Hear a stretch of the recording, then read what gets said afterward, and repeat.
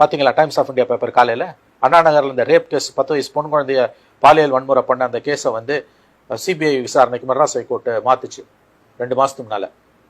அது என்ன கேஸுனா ஒரு கூலி தொழிலாளிகள், அந்த கூலி தொழிலாளி தம்பதியரோட 10 வயசு பெண் குழந்தைய ஒருத்தன் லோக்கல் தாதா ஒருத்தன் பாலியல் வன்புணர்வு பண்ணிடுறான். கேஸ் எடுக்க மாட்டேன்றாங்க. அந்த குழந்தைய ட்ரீட்மெண்ட்டுக்கு கீழ்பாக் மெடிக்கல் ஹாஸ்பிட்டல் கொண்டு போனால் அதை செக் பண்ண டாக்டர் இன்ஸ்பெக்டருக்கு ஃபோன் பண்ணி சொல்கிறாரு, என்ன இவ்வளோ மோசமாக இருக்குது, நீங்கள் ஆக்ஷன் எடுக்கலான்னு. அதுக்கு பிறகு அந்த பெண் குழந்தையோட அப்பா அம்மாவை கூப்பிட்டு பாதிக்கப்பட்டவங்கள நிர்வாணமாக்கி அடிக்கிறாங்க போலீஸில்.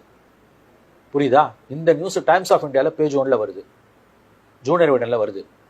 Madras high court chief judge 2 judge bench, justice Subramaniam and இன்னொரு ஜஸ்டிஸ் சிவஞானம், அவங்க என்ன பண்ணுறாங்க, தமிழ்நாடு காவல்துறை மீது எங்களுக்கு நம்பிக்கை இல்லை, இதை சிபிஐக்கு மாத்திரம், விசாரணை சிபிஐக்கு மாற்றுறாங்க. புரியுதா? இதில் கொடுமை என்னன்னா, அந்த வழக்கை விசாரித்து அந்த பெண் குழந்தையோட பெற்றோர்களை அடித்து துன்புறுத்தி பாதிக்கப்பட்டவங்களுக்கு பாதிப்பை ஏற்படுத்தினது ஒரு காவல்துறை பெண் ஆய்வாளர். இந்த வழக்கை தான் சிபிஐக்கு மெட்ராஸ் ஹைகோர்ட் மாற்றுது. ஆச்சா? இதுதான் வந்து சீன் 1. சீன் 2 என்ன தெரியுமா? நேற்று சுப்ரீம் கோர்ட்டில் இந்த சிபிஐ விசாரணைக்கு மாற்றினதை எதிர்த்து Madras high court case Tamil Nadu government அப்பீலுக்கு போகுது. தமிழ்நாடு கவர்மெண்ட்டுக்காக போகிற வக்கீல் யார் தெரியுமா? முகுல் ரோத்தகி, முன்னாள் அட்டர்னி ஜெனரல். அவருக்கு ஒரு நாள் ஃபீஸ் எவ்வளோ தெரியுமா? ஒரு அப்பியரன்ஸுக்கு சும்மா சொல்லுங்களேன் எவ்வளோ இருக்கும்னு. 20 lakhs. 50 லட்சம். 50 லட்சம் ரூபாய் கொடுத்து சிபிஐ விசாரணைக்கு போன வழக்கை மறுபடியும் தமிழ்நாடு போலீஸ்க்கு மாற்றணும்னு எதுக்கு போற? தப்பே பண்ணலண்ணா, திராவிட மாடல் அரசு தானே.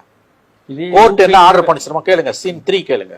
சிபிஐ விசாரணைக்கு தடை கொடுத்துட்டாங்க. ஆனால் தமிழ்நாடு காவல்துறையில் இருக்க 7 ஐபிஎஸ் ஆஃபீஸர்ஸ் 7 பேரும் தமிழ்நாட்டுக்கு வெளியிலேருந்து வந்தவங்களா இருக்கணும். தமிழ்நாடு கேடராக இருக்கக்கூடாது.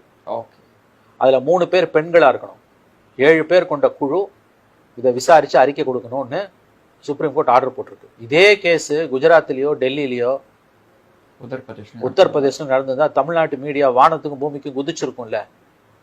உன் கண்ணு முன்னால் நடக்குதுடா. மாநிலத்தோட தலைநகரில் மெட்ராஸ் ஹைகோர்ட்டோட ஆர்டர் தமிழக காவல்துறை மீது எங்களுக்கு நம்பிக்கை இல்லைன்னு சொல்லி அந்த கேஸை சிபிஐக்கு மாத்துறாங்க. சிபிஐ விசாரிக்கட்டுமே. எதுக்கு தமிழ்நாடு கவர்மெண்ட் 50 லட்ச ரூபாய் செலவு பண்ணி அப்பீலுக்கு போகுது? அந்த அதிகாரி மீது எந்த ஒரு நடவடிக்கையும் ஒண்ணுமே இல்லைங்க.